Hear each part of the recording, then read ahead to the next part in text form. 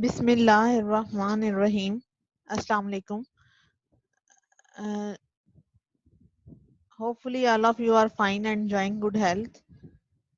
Today we will start our topic, that is resonance effect, types of resonating group and its effect on physical properties of organic compounds. So let's start.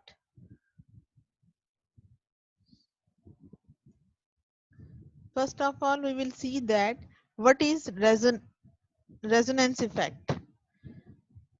The definition of resonance effect is the increase in electron density at one position with a corresponding decrease at another position is called resonance effect. ये बच्चों resonance effect की basic definition है.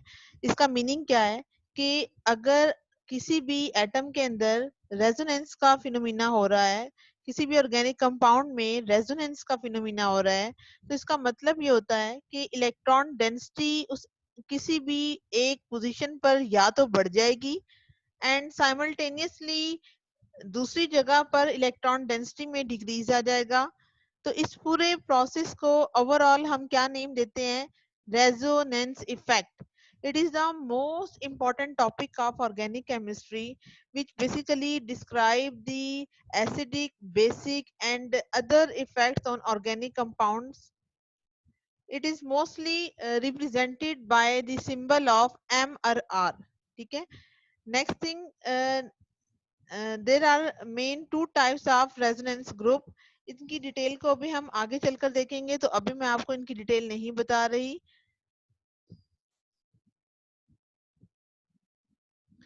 सबसे पहले आपको इसका concept जो है वो मुझे डिलीवर करना है कि आपके माइंड में रेजोनेंस का कंसेप्ट जो है वो आ जाए. इसके अंदर होता क्या है? इस प्रोसेस में भी हमने बताया कि बेसिकली इलेक्ट्रॉन की जो डेंसिटी होती है वो डिस्ट्रीब्यूट हो रही होती है, और वो सिस्टम जिनके अंदर रेजोनेंस नहीं होती उनके अंदर जो है डेफिनेटली इलेक्ट्रॉनों की डिस्ट्रीब्यूशन जो है वो नहीं होती. फॉर एग्जांपल आपके सामने बच्चों ये एक मॉलिक्यूल है जिसको हम कहते हैं अमोनिया. ठीक है.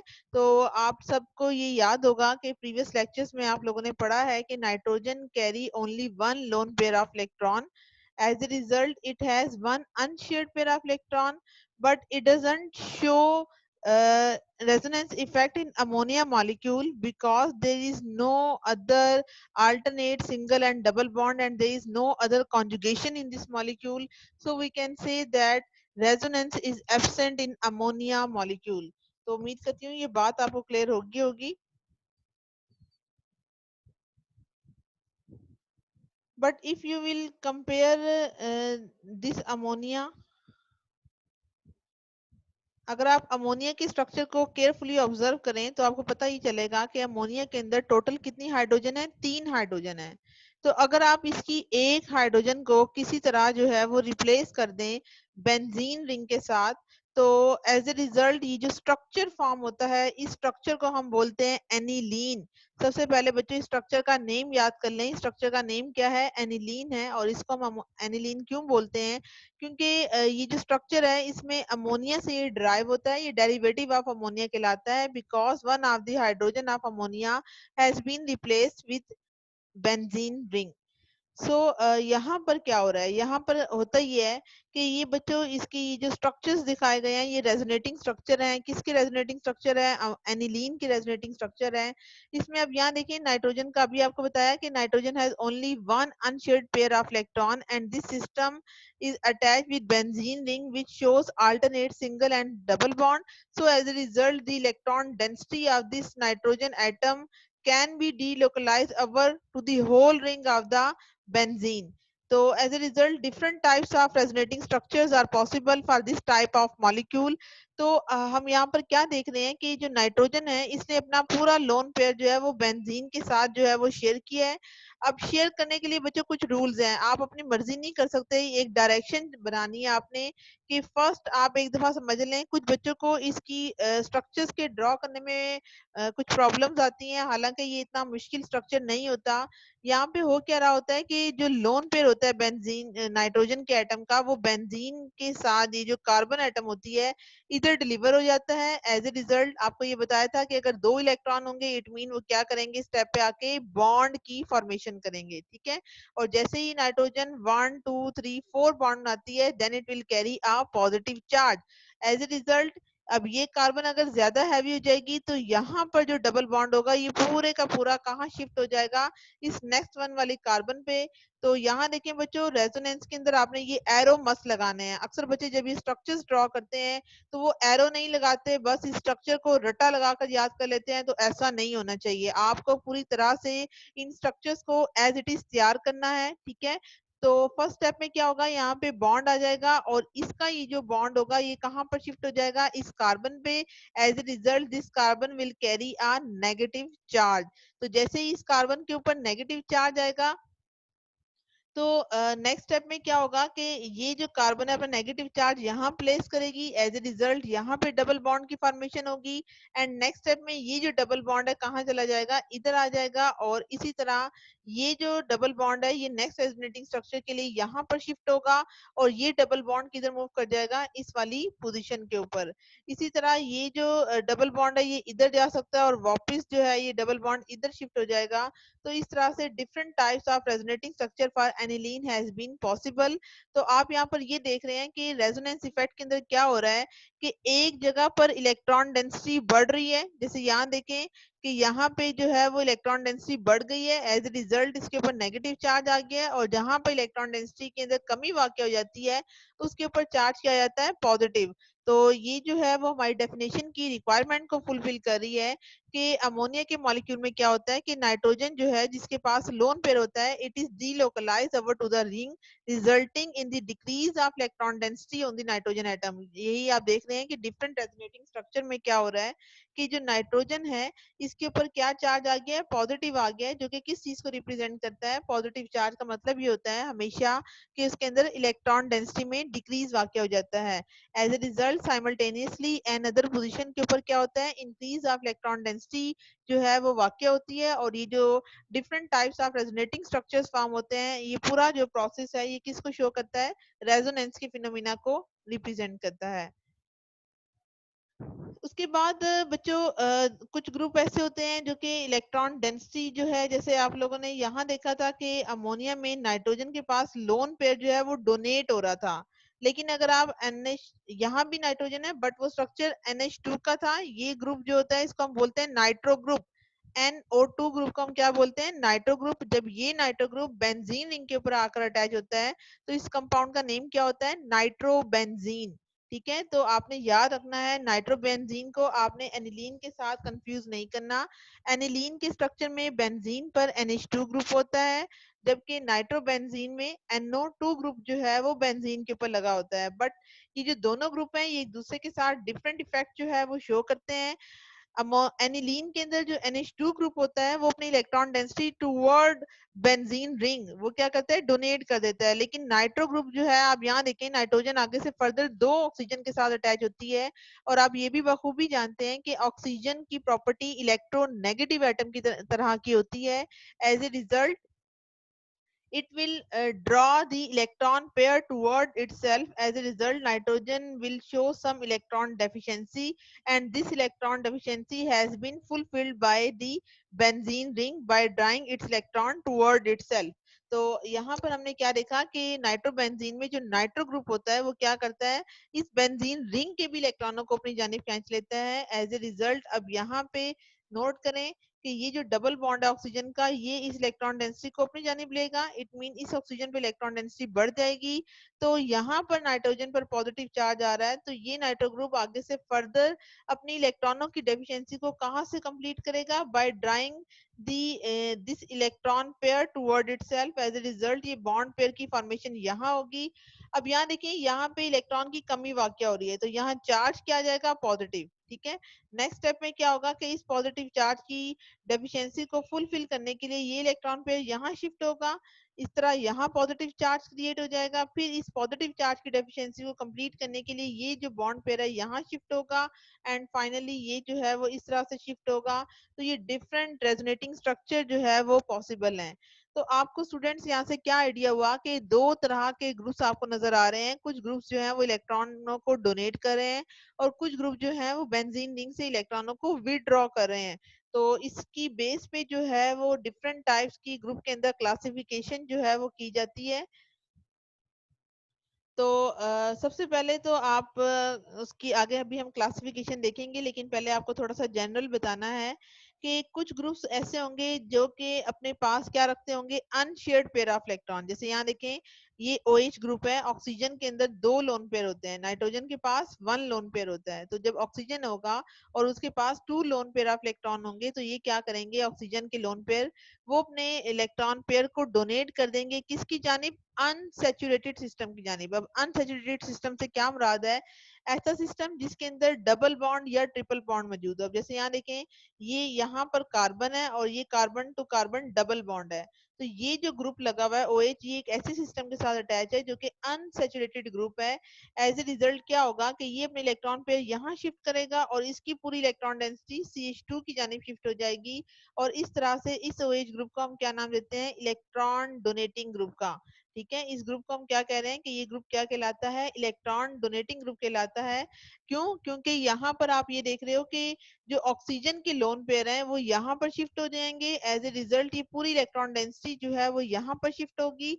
सो we can say that different types के जो है वो हमारे पास रेजोनेटिंग स्ट्रक्चर जो है वो पॉसिबल होंगे। कि अगर आप किसी भी अनसैचुरेटेड सिस्टम के साथ कोई ऐसे एटम या ग्रुप ऑफ एटम लगाते हैं जिनके पास अनशेयर्ड पेयर ऑफ इलेक्ट्रॉन हो, तो ये अनशेयर्ड पेयर ऑफ इलेक्ट्रॉन क्या करते हैं, अपनी इलेक्ट्रॉनों की डेंसिटी को डोनेट कर देते हैं सिस्टम को। As a result these group are known as the electron donating group. ठीक है, उसके बाद जो है वो इसी तरह अगर आप इसकी एग्जांपल को ऑपोजिट कर लें या इसको आप इस तरह से अटैच कर लें कि अगर हमारे पास कोई ऐसा ग्रुप मौजूद हो। अब यहाँ देखें, ये है ग्रुप CN, इसे हम बोलते हैं सायानाइड ग्रुप। तो जब आप इसको खोल के लिखते हैं तो सायानाइड में carbon to nitrogen triple bond होता है। अब हम इकट्ठी जो बात कर रहे हैं इस CN ग्रुप की बात कर रहे हैं। ठीक है, ये सायानाइड ग्रुप एक अनसैचुरेटेड सिस्टम के साथ अटैच है। तो यहाँ पे हम देख रहे हैं कि अगर कोई ग्रुप है जिसके अंदर मल्टीपल बॉन्ड है लेकिन उसमें कोई इलेक्ट्रोनेगेटिव एटम भी अटैच होता है, तो ये जो इलेक्ट्रोनेगेटिव एटम होता है ये इलेक्ट्रॉन डेंसिटी को अपनी जानिब विदड्रॉ करता है। तो ऐसे ग्रुप चूंकि यहाँ से भी इलेक्ट्रॉनों को खींच लेते हैं, तो ऐसे ग्रुप को हम क्या नाम देते हैं, इलेक्ट्रॉन विदड्राइंग ग्रुप। ठीक है, साइनाइड ग्रुप यहाँ क्या कहलाएगा, इलेक्ट्रॉन विदड्राइंग ग्रुप कहलाता है बाय द मीजोमेरिक इफेक्ट। तो आपको बताया था लास्ट लेक्चर में, इसको हम रेजोनेंस इफेक्ट या फिर इसको हम मीजोमेरिक इफेक्ट का भी नेम दे देते हैं। ठीक है, तो अब यहाँ पे हमें एक बात का अंदाजा करना है कि जो इंडक्टिव इफेक्ट होता है उसमें इलेक्ट्रॉन जो होते हैं they are not actually being donated और withdrawn, rather the distribution of electron density is not the same as it would be in the absence of the resonance effect. यानी वो आपको क्या बताने की कोशिश कर रहे हैं कि इंडक्टिव इफेक्ट में एक्चुअली इलेक्ट्रॉन डोनेट या विड्रॉ नहीं होते, बल्कि उसके बजाय इलेक्ट्रॉनों की डेंसिटी जो होती है वो डिस्ट्रीब्यूट होती है। लेकिन ये इलेक्ट्रॉनों की डेंसिटी उस तरह से सेम नहीं होती जिस तरह के अगर आप रेजोनेंस इफेक्ट के फिनोमिना को एक्सक्लूड कर दें। ठीक है, अब इसके बाद जो है स्टूडेंट्स, अच्छा एक चीज और, आप लोगों में से कुछ स्टूडेंट जो है वो कंफ्यूज होंगे। तो बच्चों आज का जो टॉपिक होगा ये आप लोगों ने अपनी बुक से नहीं करना, आज के टॉपिक को आप लोगों ने इसी लेक्चर से ही तैयार करना है। इस लेक्चर की PDF जो है वो मैं इंशाल्लाह after sharing the link of the lecture, इसकी PDF को मैं ग्रुप में शेयर कर दूंगी ताकि आपको जो है वो किसी किस्म की कोई प्रॉब्लम फेस ना करनी पड़े। तो आप लोगों ने सबसे पहले इस पूरे लेक्चर को एज इट इज अच्छे से समझना है। इसके एंड पे आपको असाइनमेंट मिलेगी, वो आपने सॉल्व करनी है। इसकी पूरी जब आपको ग्रिप हो जाए फिर आप अपनी टेक्स्ट बुक की तरफ जाइएगा और फिर वहां पे और डिफरेंट एग्जांपल्स हैं और डिफरेंट चीजें हैं, उसको आप लोग देख लीजिएगा। लेकिन मेन टॉपिक तैयार आपने यहाँ से ही करना है। ठीक है, तो अब आपको बता रही थी कि हमारे पास डिफरेंट तरह के ग्रुप्स हैं जिनको हम पॉजिटिव रेजोनेंस इफेक्ट या पॉजिटिव मेसोमेरिक इफेक्ट, या इसके लिए हमारे पास दो सिंबल होती हैं कि आप इसको +M या +R, M stands for mesomeric and R stand for resonance के जरिए आप रिप्रेजेंट करते हैं। तो ये वो तमाम ग्रुप्स हैं जिनको हम कहते हैं कि ये पॉजिटिव मेसोमेरिक इफेक्ट के ग्रुप कहलाते हैं। क्यों, क्योंकि ये क्या करते हैं, अपने इलेक्ट्रॉनों की डेंसिटी को रिलीज कर देते हैं थ्रू डीलोकलाइजेशन और इस इफेक्ट की वजह से इलेक्ट्रॉन डेंसिटी पूरे मॉलिक्यूल की जिनके ऊपर ये अटैच होते हैं उनके अंदर इलेक्ट्रॉनों की डेंसिटी को इंक्रीज कर देते हैं। जैसे आप जानते हैं बेंजीन पर अगर OH लग जाए तो इसको हम क्या बोलते हैं, फिनोल। इसी तरह बेंजीन के ऊपर OR ग्रुप लग जाए तो ये कहलाता है मिथॉक्सी बेंजीन, अगर CHR ग्रुप जो है वो मिथाइल ग्रुप हो। इसी तरह जो है ये फंक्शनल ग्रुप आपके पास जो है वो थाइयोल फंक्शनल ग्रुप होता है। इसी तरह ये एनिलीन का फंक्शनल ग्रुप है और ये जो है वो आपके पास टर्शियरी अमीन है। और आगे ये तमाम हैलोजेंस कैटेगरी में आते हैं और O नेगेटिव ग्रुप जो है वो इसके अंदर आता है। और ये तमाम के तमाम ग्रुप जब किसी भी अनसैचुरेटेड सिस्टम के साथ अटैच होते हैं तो वहां पर इलेक्ट्रॉनों की डेंसिटी को क्या करते हैं, ये आके इंक्रीज कर देते हैं। ठीक है, इसी तरह जो है वो आपके पास फिनोल जो है वो आता है। फिनोल में अगर आप देखें तो अगेन फिनोल के अंदर ऑक्सीजन के पास 2 लोन पेयर है। ये इलेक्ट्रॉनों की डेंसिटी को जो है वो इंक्रीज कर देते हैं।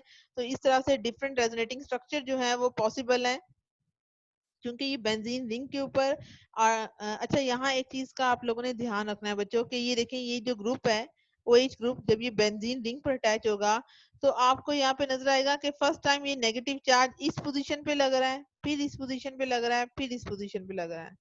ये आपको कुछ पोजीशंस का पता होना चाहिए। अगर इसको अभी आप आगे चल के देखेंगे, आर्दो और पैरा और मेटा, ये 3 पोजीशन होती है। तो आपने भी फिलहाल ये देखना है कि बेंजीन में ये जो इलेक्ट्रॉन डेंसिटी है ये आर्दो पोजीशन पे इंक्रीज होती है, देन पैरा पोजीशन पे, and once again on ortho position पे। ये इलेक्ट्रॉन डेंसिटी मेटा पोजीशन पर नहीं जाती। ठीक है, तो अगर आप इसका स्ट्रक्चर ड्रॉ करके देखेंगे तो आपको आइडिया होगा कि इलेक्ट्रॉन डेंसिटी में जो इंक्रीज आ रहा है वो सिर्फ और सिर्फ आर्दो एंड पैरा पोजीशन पर आ रहा होता है। ठीक है, इसी तरह अगर आप NH2 ग्रुप को जो है, जिसको आप एनिलीन कहते हैं, अगर आप इसके साथ जो है वो बेंजीन रिंग की स्ट्रक्चर ड्रॉ करते हैं तो यहाँ भी इलेक्ट्रॉन डेंसिटी किन पर्टिकुलर पोजीशन पर इंक्रीज हो रही है, one is ortho, again is para and then is ortho. तो बच्चों जितनी ज्यादा एग्जांपल लिख के आप इन रेजोनेटिंग स्ट्रक्चर की प्रैक्टिस करेंगे तभी आपको ये चीजें आएंगी।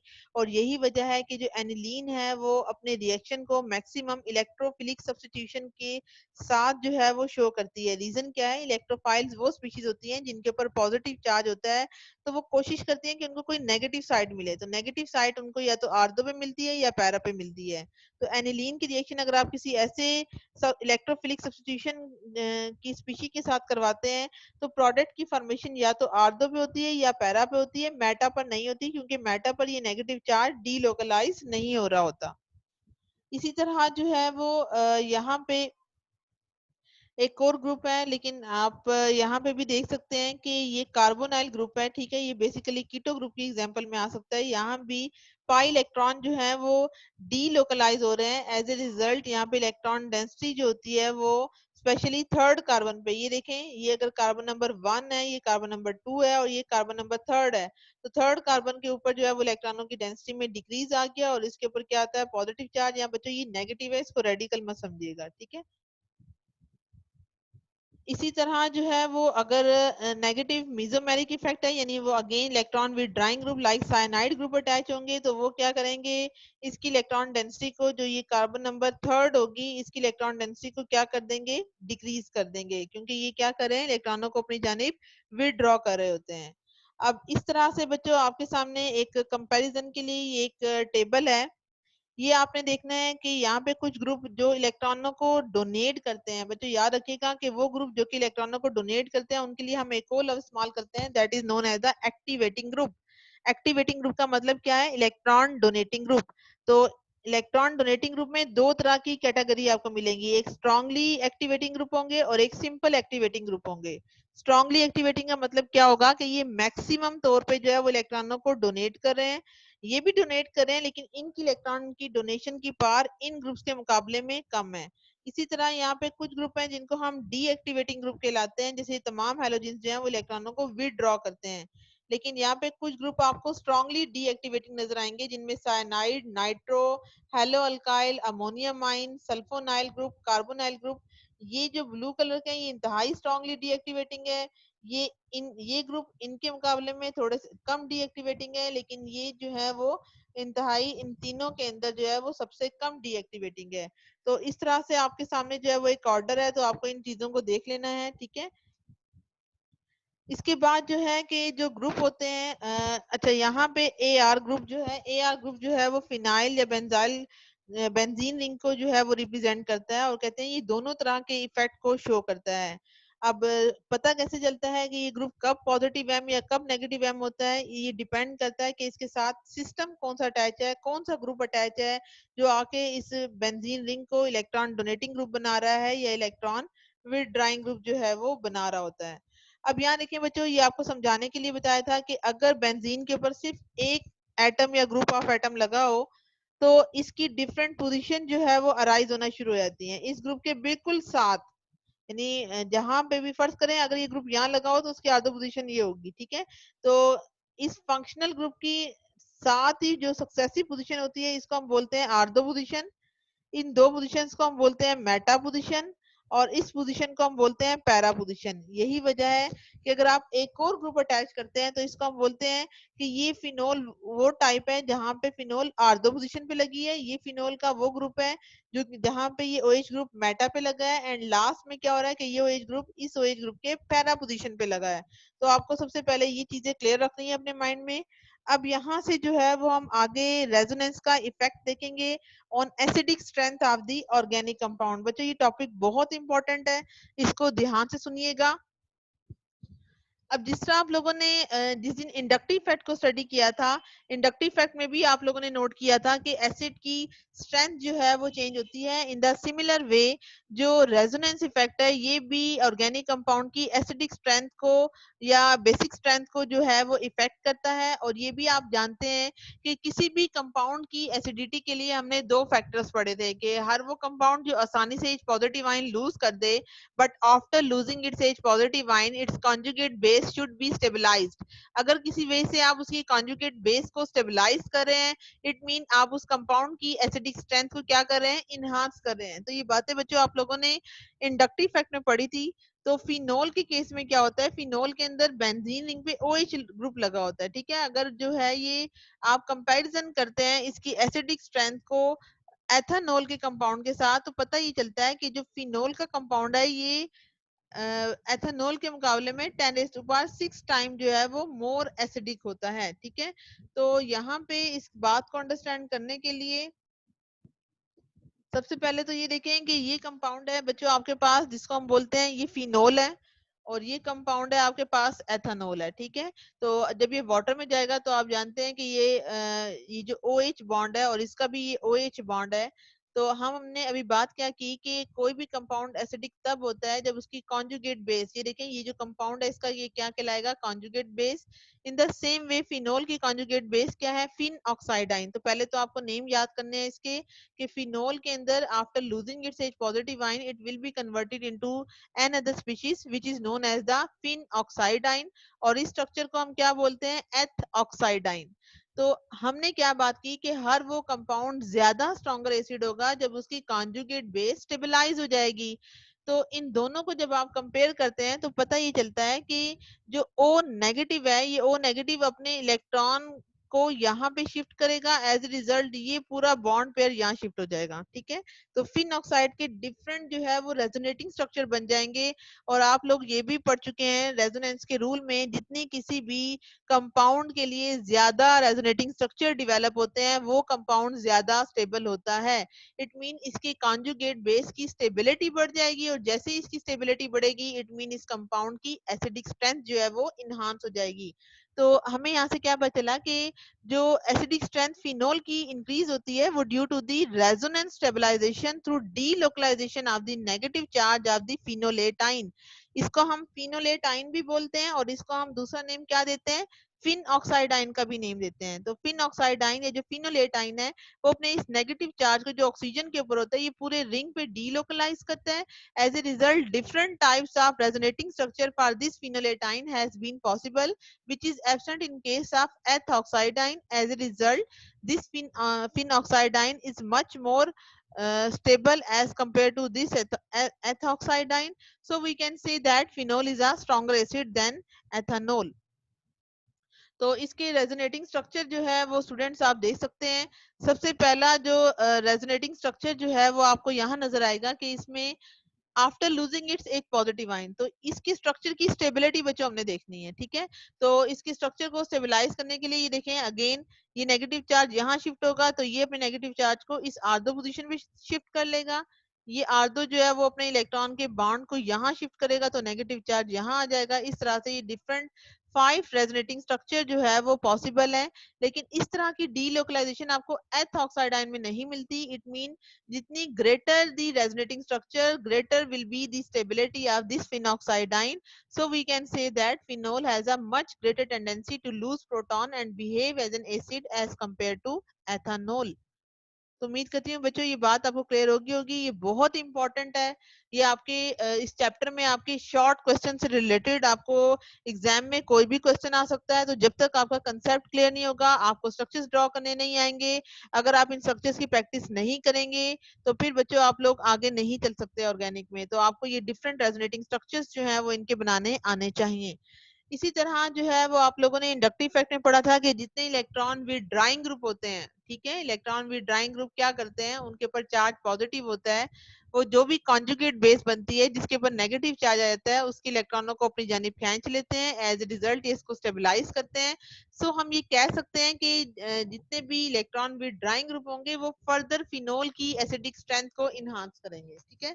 तो यहाँ से हमें क्या पता चला कि जो नाइट्रो ग्रुप होते हैं ये फर्दर क्या करते हैं, इनहांस करते हैं फिनोल की एसिडिटी को, स्पेशली आर्दो एंड पैरा पोजीशन पे, क्योंकि इनका नेगेटिव चार्ज अभी आपको बताया था वो किस किस पोजीशन पर आता है, आर्दो और पैरा पोजीशन के ऊपर आ रहा होता है, ठीक है।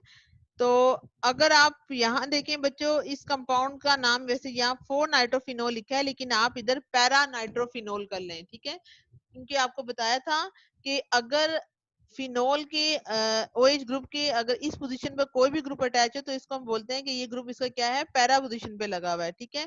तो यहाँ पे आपने डिफरेंट रेजोनेटिंग स्ट्रक्चर्स जो है वो देखने हैं बच्चों। इस स्ट्रक्चर में एक एक्स्ट्रा स्ट्रक्चर है जो कि आपको दीगर स्ट्रक्चर में नहीं मिलता, ठीक है। तो यहाँ देखें ये वो नेगेटिव चार्ज अगर यहाँ शिफ्ट होगा तो नेक्स्ट स्टेप में नेगेटिव चार्ज यहाँ आ जाएगा, ठीक है। नेक्स्ट स्टेप में से क्या होगा, ये पूरे का पूरा बॉन्ड पे यहाँ शिफ्ट होगा तो नेगेटिव चार्ज इधर आएगा। अब यहाँ देखें ये नेक्स्ट स्टेज में क्या हो रहा है कि ये नेगेटिव चार्ज अब यहाँ नहीं जा रहा, पहले वो इधर आ रहा है क्योंकि नाइट्रोजन पर पॉजिटिव चार्ज है और ये वाला अपना बॉन्ड पेयर इधर शिफ्ट कर रहा है, ठीक है। और फिर नेक्स्ट स्टेज में क्या हो रहा है, अब ये जो स्ट्रक्चर बनेगा ना ये वाला, इसकी वजह से ये स्ट्रक्चर जो डेवलप होगा इसको हम कहेंगे कि ये एक्स्ट्रा रेजोनेटिंग स्ट्रक्चर है। और ये एक्स्ट्रा रेजोनेटिंग स्ट्रक्चर आपको सिंपल फिन ऑक्साइड के स्ट्रक्चर में नहीं मिलता, ठीक है। तो जब ये वापस अपनी इलेक्ट्रॉन डेंसिटी शिफ्ट करेगा तो अब ये स्ट्रक्चर जो है वो इस तरह से रिएक्ट करेगा और यहाँ पे जो है वो नेगेटिव चार्ज शिफ्ट हो जाएगा। इट मीन ये जो हमारे पास 5 रेजोनेटिंग स्ट्रक्चर जो है वो पैरा नाइट्रोफिनोल के बनते हैं। लेकिन अगर आप इसी स्ट्रक्चर को कंपेयर करते हैं फिन ऑक्साइड आयन के स्ट्रक्चर के साथ तो आपको याद होगा कि यहाँ पे जो है वो आप इन स्ट्रक्चर्स को कंपेयर कर लें तो यहाँ पे इस तरह से कोई नाइट्रो ग्रुप अटैच नहीं है जहाँ पे फर्दर एक और जगह पे इलेक्ट्रॉनों की डीलोकलाइजेशन पॉसिबल हो। इट मीन वहां पे यहाँ पे ये स्ट्रक्चर पॉसिबल नहीं है। लेकिन अगर आप यहाँ पर देखें तो यहाँ पे एक एक्स्ट्रा स्ट्रक्चर जो है इसकी डेवलपमेंट हुई है। तो यही वजह है कि एक और एक्स्ट्रा स्ट्रक्चर बनने की वजह से ये कंपाउंड अब ज्यादा स्टेबल होगा। इट मीन ज्यादा रेजोनेटिंग स्ट्रक्चर बनेंगे तो ज्यादा स्टेबिलिटी होगी। It mean para nitrophenol is much more stronger acid than phenol. तो इसकी रीजन जो है वो इसी तरह बच्चों आप यही स्ट्रक्चर आर्दो नाइट्रोफिनोल के लिए भी ड्रॉ कर सकते हैं।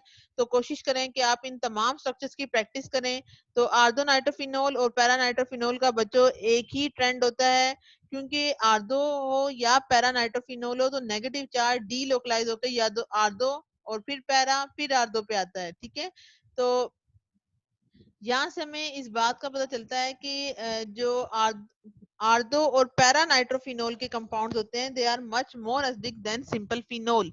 लेकिन बच्चों अगर आप ये कंपाउंड है इसका मेटा, अब कुछ बच्चे कहेंगे मैडम ये कैसे मेटा है, तो याद रखिएगा ओएच ग्रुप को अगर आप रेफरेंस मान रहे हैं तो ये 1 पोजीशन हो गई, ये सेकंड पोजीशन हो गई, ये थर्ड पोजीशन हो गई। हर वो सेकंड कंपाउंड जो इस ग्रुप के थर्ड पोजीशन पे लगा होगा उसको हम कहेंगे कि ये कंपाउंड क्या है, मेटा पोजीशन पे अटैच है। तो हम ये कह सकते हैं कि अगर आप मेटा नाइट्रोफिनोल को देखें तो मेटा नाइट्रोफिनोल में नाइट्रो ग्रुप जो है वो कंट्रीब्यूट नहीं करता toward the resonance stabilisation of the phenolate ion. अब ये देखें, यहाँ पे अगर आप इस पूरे स्ट्रक्चर को देखें तो ये नेगेटिव चार्ज यहाँ शिफ्ट होगा और ये नेगेटिव चार्ज यहाँ आ जाएगा। ठीक है, नेक्स्ट स्टेज में क्या होगा, ये नेगेटिव चार्ज यहाँ और ये नेगेटिव चार्ज यहाँ। लेकिन जैसे ही आप इस जगह पर आते हैं तो आपको कोई एक्स्ट्रा रेजोनेटिंग स्ट्रक्चर नहीं मिलता, जैसा कि आपको अभी आर्दो और पैरानाइट्रोफिनोल में नजर आया था कि वहां पे ये जो नेगेटिव चार्ज है वो नाइट्रो ग्रुप के अंदर भी फर्दर डीलोकलाइज हो रहा होता है, लेकिन मेटा नाइट्रोफिनोल में ये एक्स्ट्रा स्ट्रक्चर नहीं डिवेल्प हो रहा। रीजन क्या है कि वहां पे इलेक्ट्रॉन डेंसिटी शिफ्ट ही नहीं हो रही। तो as a result meta nitrophenol में वो एक्स्ट्रा रेजोनेटिंग स्ट्रक्चर ना बनने की वजह से मेट्रा नाइट्रोफिनोल की एसिडिटी आर्दो और पैरा से क्या हो जाती है, डिक्रीज कर जाती है। तो यही वजह है कि हम कहते हैं कि इसके अंदर चूंकि रेजोनेंस स्टेबलाइजेशन का जो एक्स्ट्रा जो नाइट्रो ग्रुप के अंदर आपको पता है कि जो फर्दर डी लोकलाइजेशन होती है वो मेटा नाइट्रोफिनोल के नाइट्रो ग्रुप में नहीं पॉसिबल। एज ए रिजल्ट इसकी एसिडिक स्ट्रेंथ जो है वो सिंपल फिनोल से 100 टाइम तो ज्यादा होगी, लेकिन इसकी एसिडिक स्ट्रेंथ आर्दो और पैरा नाइट्रोफिनोल से क्या हो जाएगी, डिक्रीज हो जाएगी। और सिंपल अगर एसिडिक स्ट्रेंथ ज्यादा हो भी रही है तो हम आप सिर्फ ये कह सकते हैं कि चूंकि नाइट्रो ग्रुप का इलेक्ट्रॉन विड्राइंग इंडक्टिव इफेक्ट होता है तो ये सिंपल इस वजह से एसिडिक स्ट्रेंथ इसकी आम फिनोल के मुकाबले में ज्यादा है। ठीक है, तो फाइनल हमें क्या पता चला कि जो इनहांस एसिडिटी है पैरानाइट्रोफिनोल की, उसके अंदर दोनों इफेक्ट कंबाइन होते हैं, that is inductive plus resonance. यही वजह है आर्दोनाइट्रोफिनोल और पैरानाइट्रोफिनोल ये दोनों के दोनों मेटा नाइट्रोफिनोल के मुकाबले में या सिंपल फिनोल के मुकाबले में 1000 टाइम ज्यादा स्ट्रॉन्गर एसिडिक होते हैं। इसी तरह बच्चों हमारे पास एक और कंपाउंड है, इसको हम बोलते हैं 2,4 डाई नाइट्रोफिनोल। यहाँ 2 के बाद आप कॉमन लगा लीजिएगा। ये देखें, ये नाइट्रो ग्रुप और ये नाइट्रो ग्रुप किस पोजीशन पे लगा हुआ है, इस फिनॉक्साइड आयन के 2 और 4 पे। ठीक है, तो अब ज्यादा इलेक्ट्रॉन विड्राइंग ग्रुप होंगे तो इनकी तो एसिडिटी 10⁻6 टाइम्स ज्यादा एसिडिक होंगे देन फिनोल से, क्योंकि इनमें फर्दर 2 नाइट्रो ग्रुप हैं जो कि फर्दर इनहांस करेंगे एसिडिक स्ट्रेंथ को। और यहाँ पे जो है वो आपको इस तरह से रेजोनेटिंग स्ट्रक्चर्स जो है वो इनके मिल जाते हैं। ठीक है, अब इसके बाद जो है बच्चों कुछ कंपाउंड्स होते हैं जिनको हम बोलते हैं अमाइंस, और उनकी एसिड जिस तरह एसिडिक स्ट्रेंथ होती है बच्चों ऐसे ही बेसिक स्ट्रेंथ भी होती है। तो बेसिक स्ट्रेंथ का टॉपिक भी आपको बहुत डिटेल में मैंने इंडक्टिव फैट के टॉपिक में पढ़ाया था कि हर वो कंपाउंड बेस कहलाती है जिसके लिए या तो वो अपने लोन पेयर को प्रोवाइड करे for the formation of proton के लिए, यानी बेस का मेन फंक्शन क्या होता है, प्रोटॉन को लेना। तो प्रोटॉन को कैप्चर करने के लिए हर बेस के पास या तो अनशेयर्ड पेयर ऑफ इलेक्ट्रॉन होना चाहिए या फिर उसके पास मैक्सिमम इलेक्ट्रॉन डेंसिटी होनी चाहिए। इट मीन हर वो चीज जो कि अपने इलेक्ट्रॉनों के पेयर को शेयर नहीं करती किसी के साथ, वो अपने पास ही रखती है, तो उसको हम कहते हैं कि वो ज्यादा स्ट्रॉन्गर बेस है, क्योंकि जितनी इलेक्ट्रॉन डेंसिटी ज्यादा होती है उसके अंदर प्रोटॉन को लेने की कैपेबिलिटी बढ़ जाती है। दैट्स वाई उनकी बेसिक स्ट्रेंथ को हम किस हवाले से कंपेयर करते हैं, उनकी इलेक्ट्रॉन पेयर उनके पास होने की वजह से। तो आप अगर कंपैरिजन करें कुछ एलिफेटिक अमीन्स का, तो बच्चों ये सारे कंपाउंड जो हैं वो एलिफेटिक अमीन्स कहलाते हैं। इन सब में क्या हो रहा है कि ये अमोनिया है, इसी तरह ये मिथाइल अमाइन है, ये डाई मिथाइल अमाइन है, ये ट्राई मिथाइल अमाइन है। ये अमाइंस के डिफरेंट क्लासेस हैं जिन्हें आप प्राइमरी अमीन, सेकेंडरी अमीन और टर्शियरी अमीन्स बोलते हैं। इन सब के अंदर क्या हो रहा है, और ये सारे के सारे क्या कहलाते हैं, एलिफेटिक अमाइन, यानी इनका जो लोन पेयर है वो किसी और के साथ शेयर नहीं हो रहा, ये इन्हीं के पास ही रहता है। बल्कि टर्शियरी अमीन के अंदर 3 मिथाइल ग्रुप हैं जो ज्यादा इलेक्ट्रॉन डोनेट करेंगे, एज ए रिजल्ट इसकी बेसिक स्ट्रेंथ मैक्सिमम इंक्रीज तो करते हैं, लेकिन वो आगे आपको मैंने स्टेरिक फैक्टर भी पढ़ाया था, लेकिन खैर अभी हमने उस तरफ नहीं जाना। तो यहाँ पे जो है वो आप लोगों को याद होगा कि बेंजीन, अगर आप बेंजीन के ऊपर NH2 ग्रुप लगाते हैं तो बच्चों अभी ये एलिफेटिक अमीन नहीं है बल्कि ये एरोमेटिक अमीन है। इस एरोमेटिक अमीन में क्या हो रहा है कि ये जो लोन पेयर है जो कि इस कंपाउंड की बेसिक स्ट्रेंथ के लिए रिस्पॉन्सिबल था, अब ये जो इसका लोन पेयर है ये किस में इन्वॉल्व हो गया, डीलोकलाइजेशन में। इट मीन इस नाइट्रोजन के पास अब ये लोन पेयर मौजूद नहीं रहा, क्योंकि इसके पास ये मौजूद नहीं है, ये पूरे रिंग के अंदर डीलोकलाइज हो रहा है। तो डिफरेंट रेजोनेटिंग स्ट्रक्चर जो है वो इस एनिलीन कंपाउंड के क्या है, पॉसिबल है। तो हम ये कह सकते हैं कि जो इसका प्रोटॉन है ये अवेलेबल नहीं है फॉर प्रोटोनेशन के लिए। क्यों? क्योंकि वो जो है वो कहाँ पे इन्वॉल्व हो गया, delocalization over to the aromatic ring in aniline. As a result, the basic strength of this aniline is much more weaker as compared to simple aliphatic amines. तो यहाँ पे हमें क्या पता चला कि जो इलेक्ट्रॉन पेयर होते हैं नाइट्रोजन के एटम के ऊपर, जो कि बेसिक स्ट्रेंथ के लिए रिस्पॉन्सिबल हैं, अगर वो डीलोकलाइज हो जाते हैं तो वो प्रोटोनेशन के लिए अवेलेबल नहीं रहते। यही वजह है कि एलिफेटिक अमीन में ऐसा कुछ नहीं होता, और एलिफेटिक अमीन जो है वो एरोमेटिक अमीन के मुकाबले में ज्यादा स्ट्रॉन्गर बेसिस होती हैं। सेकंड चीज आपको ये भी पता होना चाहिए कि अगर आप कंपैरिजन करते हैं इन तीनों कंपाउंड का और इनकी बेसिक स्ट्रेंथ को अगर आपको अरेंज करने को कहा जाए, तो आप ये बता सकते हैं कि इसकी बेसिक स्ट्रेंथ जो है वो सबसे ज्यादा होगी, क्योंकि मिथाइल ग्रुप का इलेक्ट्रॉन डोनेटिंग इफेक्ट होता है। एज ए रिजल्ट वो इलेक्ट्रॉनों को डोनेट करेगा। इसके बाद जो है वो एनिलीन आएगी, लेकिन अगर इसके साथ कोई electron withdrawing group like nitro group अगर अटैच हो जाए तो नाइट्रो ग्रुप फर्दर क्या करेंगे, इसकी बेसिसिटी को रिड्यूस कर देंगे, क्योंकि ये क्या कर रहे हैं, इलेक्ट्रॉनों को अपनी जानिब विदड्रॉ कर रहे हैं, और यहाँ पे इनके रेजोनेटिंग स्ट्रक्चर इसके अंदर भी चले जाएंगे। तो इन कंपाउंड के बच्चों नेम और स्ट्रक्चर एज इट इज तैयार करने हैं। इस कंपाउंड को नेम देते हैं पैराटोलुइडीन, इस कंपाउंड का नेम है एनिलीन, और इस कंपाउंड का नेम है पैरा नाइट्रो एनिलीन। तो उम्मीद करती हूँ बच्चों आज का लेक्चर आप लोगों को क्लियर हो गया होगा। अगर स्टिल आप लोगों के माइंड में कोई क्वेश्चन है बच्चों तो मोस्ट वेलकम, आप क्वेश्चन कर सकते हैं। आज आप लोगों ने दो तरह की असाइनमेंट को सॉल्व करना है। तो इसमें असाइनमेंट नंबर 1 में आपने क्या करना है कि इन कंपाउंड को आपने अरेंज करना है according to their acidic strength के हवाले से। ठीक है, कि इनमें से कौन सा कंपाउंड ऐसा है जो ज्यादा एसिडिक होगा। और ये जो सेकंड आपके सामने ये रखी हुई है, तो आपने इसमें से ये बताना है कि ये आपके सामने एक ऑर्डर दिया गया है, इन चारों कंपाउंड को अरेंज मैंने कर दिया है। आपने सिर्फ ये बताना है कि इनमें से इसको मैंने प्रायोरिटी में नंबर 1 क्यों दिया, कि इस कंपाउंड की बेसिक स्ट्रेंथ ज्यादा क्यों है, फिर इसको रखा है, फिर इसको, एंड देन इसको। इसकी रीजन आप बताएंगे। इन द सेम वे इस कंपाउंड की रीजन आप बताएंगे, और इन द सेम वे इस कंपाउंड की आप रीजन बताएंगे। ठीक है, तो ये आप लोगों ने असाइनमेंट जो है वो सॉल्व करनी है। और बच्चों आप लोग कोशिश करें पास पेपर को भी जो है वो विजिट करें। पास पेपर जो है वो आपकी एक मैंने ट्यूटोरियल जो है वो इसी अपने चैनल पे जो है वो डाला हुआ है कि आप लोगों ने पास पेपर को कैसे सर्च करना है। यूनिवर्सिटीज के बच्चों तमाम पास पेपर्स जो हैं वो आपकी जो है वो मौजूद होते हैं इंटरनेट के ऊपर, और उसके लिए जो वेबसाइट है दैट इज ilmkidunia.com। तो वहाँ पास पेपर का कॉलम है, वहाँ पे आप उसको क्लिक कीजिए। उसके बाद आपको पंजाब यूनिवर्सिटी के पिछले 10-12 साल के ऑर्गेनिक केमिस्ट्री के तमाम पेपर्स जो हैं वो आपके सामने होंगे, वो आपको मिल जाएंगे।